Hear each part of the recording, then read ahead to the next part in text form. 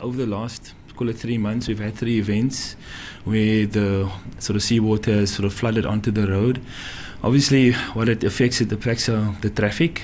We've had to, with those 3 events, we had to close the westbound carriageway and divert traffic onto the interchange at John Tallant, and the traffic was then routed through the municipal roads, through the old Grahamstown Road.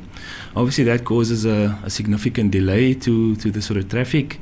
What we also done over the weekend is what we used the eastbound lane, and we allowed for one-way traffic so that the traffic could sort of travel in both directions, once again to reduce the impact on the traveling public.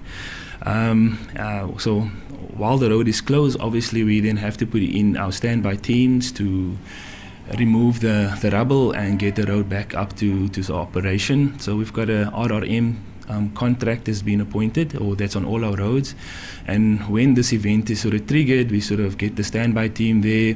We've got plant, and we've got traffic safety officer that then gets sort of notified, and they then come through and they sort of clean the road.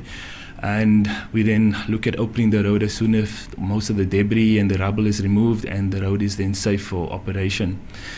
We have had some, initially there wasn't any sort of damage to the road. However, now with the recent sort of overtopping, we are now starting to see some minor damage to the sort of infrastructure. We've got one portion opposite the good shed where there is now a bit of eroding, and the road the damage could potentially get worse.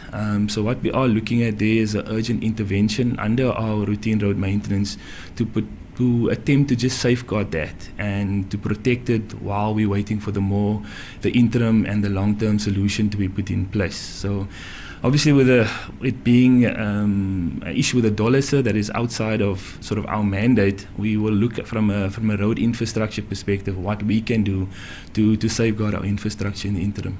And then Danford, you spoke about the measures that you put in place with the erosion that has now happened. Now, obviously, now it's hard to guesstimate in terms of amounts that you're speaking about, but just to put people into perspective that beyond just the traffic that's been affected, there's also monetary value that's going to be attached to the damage caused by this water. And just an estimate of how much we're talking about, and also maybe time frames should there be even more damage to the road.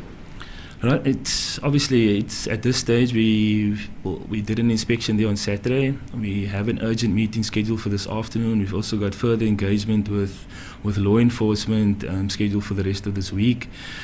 From a budget and from an implementation perspective, we need to go through the processes.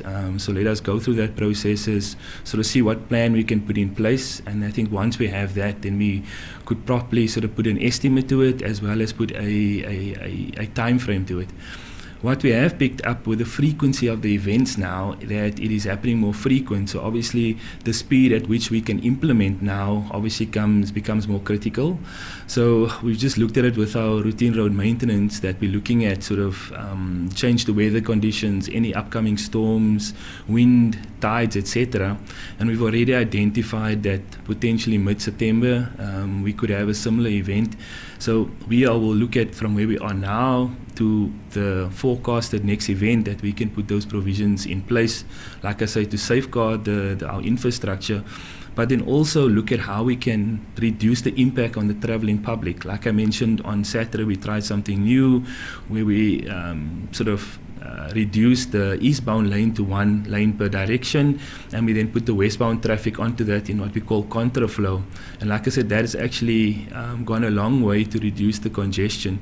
So we might, in the interim, put in a permanent temporary that we can, at a very short call, be able to put that into implementation.